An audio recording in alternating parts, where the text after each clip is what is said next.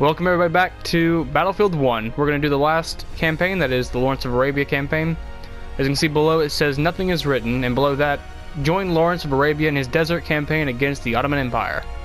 Here we go. In the deserts of Arabia, an insurgency war was raging years before I got to France.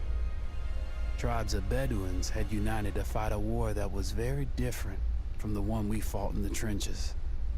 Using small, mobile units, they challenged the might of an empire, and they were rallied around the ideas of a single, influential warrior. Ideas of freedom and change. Here we go, guys. Enjoy the beginning cutscene and just the introduction. Read this, as always. You can read it yourselves.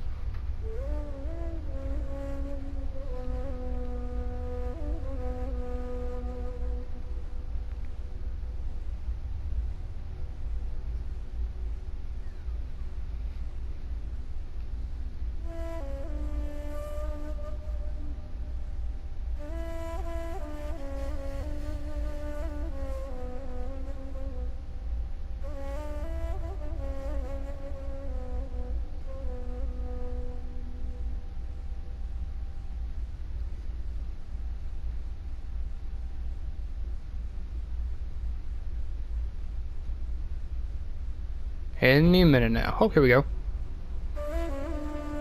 The Arabian Desert. A vast ocean of drifting sands and scorched, sun-baked rocks. Beneath these endless dunes, oil. The lifeblood of our new mechanical century.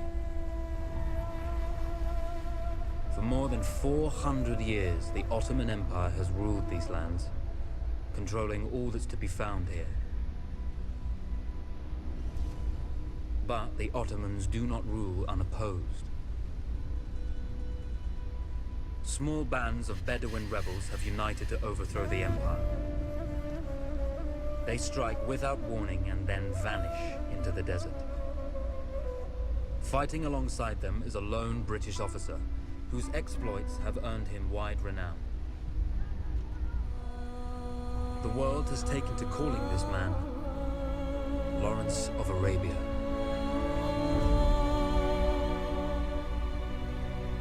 In the desert, you rely on good planning, but you also hope for a dash of luck.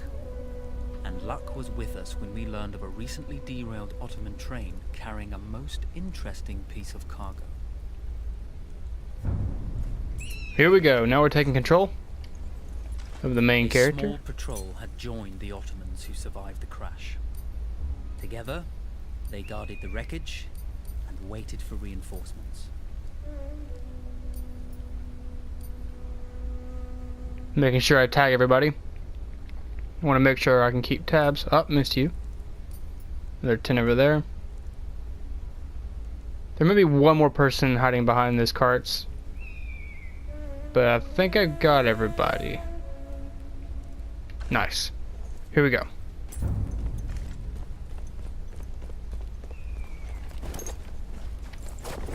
Again, this is my least favorite campaign because I don't know that much about Lawrence of Arabia. A lone fighter has just one advantage over a large enemy force.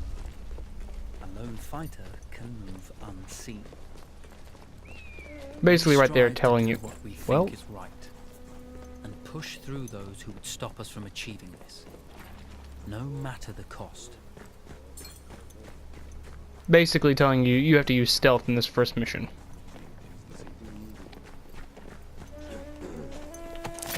Stabby, stabby. The tribesmen fought unconventionally, using weapons they knew well. Endurance, individual intelligence, and courage were their primary assets. Better get down a little bit. Don't want to get caught. Go to the tent.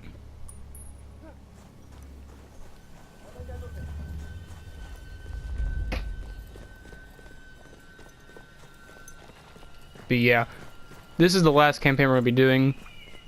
It's the last one. There will be more videos of Battlefield 1 in the future. Mostly the, well, basically everything about online. I'll be playing online. I may get it for the PC on Origin, but I doubt it.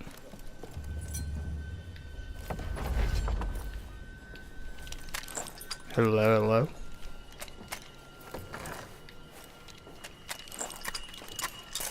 We are fighting a guerrilla warfare, so logic would dictate we use the enemy's weapons. Oh my god, wrong button.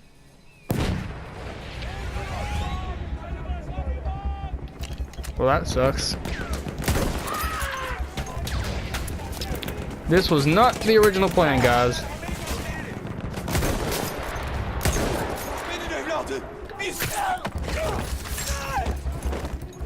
Not the original plan, but let's see if I can pull it off anyways.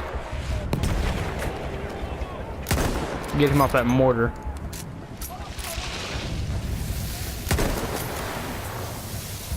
Desert Storm. Not the campaign, the actual, like, it's a desert storm. I don't really know what to call it. Well, what is it called? Sandstorm. Sandstorm, that's what it is. Sandstorm.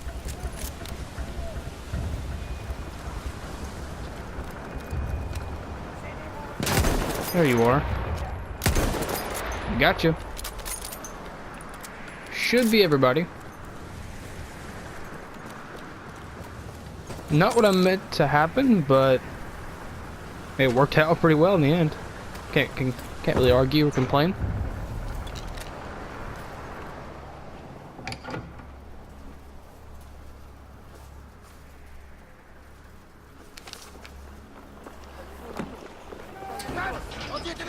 Come out! It's over!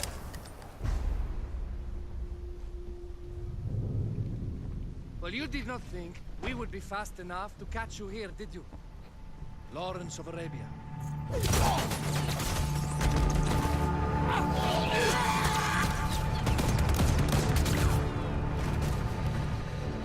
Actually, I was rather depending on it.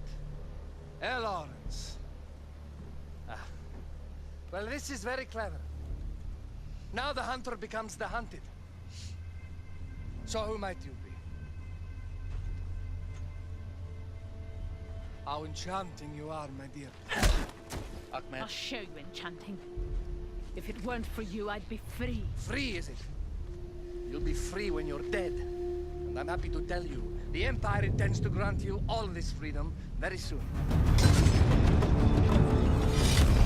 Even now, an engine of destruction scours this desert, obliterating your allies, your families, your homes.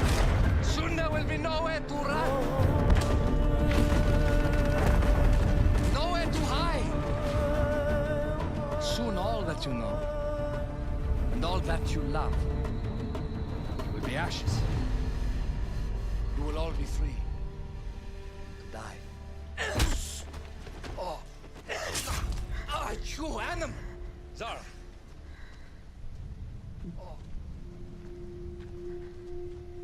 Now, I understand that you would like nothing more than to strip the flesh from that man's feet and send him off into the desert naked to die. But think about it. You're right. I'm sorry. My friend here, she can be a little brusque. You're going to tell me how to lie to your train, so we can lure it into a trap and destroy it. Impossible. To even begin to talk to that train, you would need an entire book of communication codes. Oh, like this one, you mean? You can never stop the progress of machines! One day, the whole world will take your lands and the precious black gold beneath its sands. We shall see, my friend.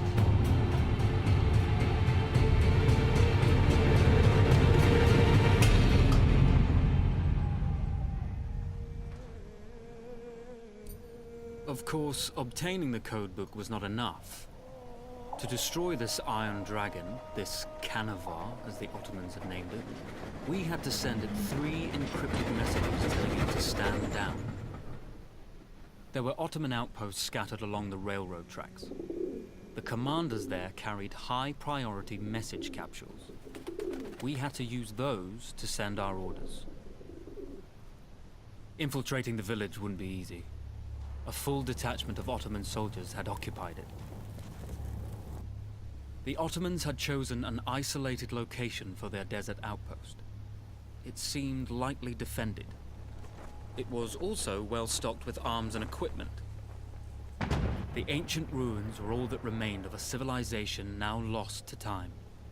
The Ottoman Empire brought in the modern world with a host of armored vehicles and field guns. 3 commanders to eliminate, 3 personal message capsules to be stolen, and then sent with our false orders. How Zara tackled this dangerous and audacious mission was up to her. And we're going to leave this to the next part. Sorry guys, but again, I don't want it to be too long. So, I'll see you guys in the next part.